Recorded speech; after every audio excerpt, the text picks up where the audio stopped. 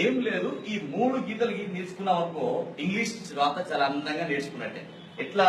ఇగో టిక టిక టిక టిక టిక ఒక్కటి, డమ్ డమ్ డమ్ డమ్ డమ్ ఒక్కటి, అతి నారాయణ సీతారాం తప్పకుండా లెక్క పెడితే 31. 1 2 3 4 5 6 7 8 9 10 11 12 13 14 15 16 17 18 19 20 21 22 23 24 25 26 27 28 29 30 31. ఇలా రాగానే దీన్ని ఏ విధంగా చేసుకుంటే ఏ, ఇది బి, ఇది సి, ఇది డి, ఇది E, F, G, H, I, J, K, L, M, N, O, P. మారిపోతుంది రాత తొందరగా.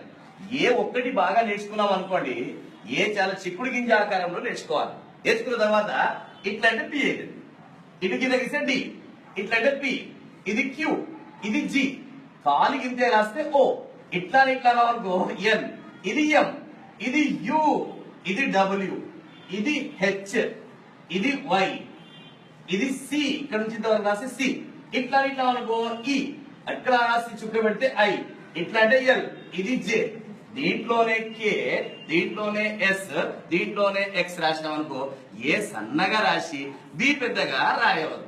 ఏ ఎంత రాస్తామో బి కూడా అంతే రాస్తే బాగుంది. ఇది గుర్తుపెట్టుకోవాలి. పైన 7 1 2 3 4 5 6 7, కింద 6 1 2 3 4 5 6, పైన 7 కింద 6, మధ్యలో 21 1 2 3 4 5 6 7 8 9 10 11 12 13 14 15 16 17 18 19 20 21.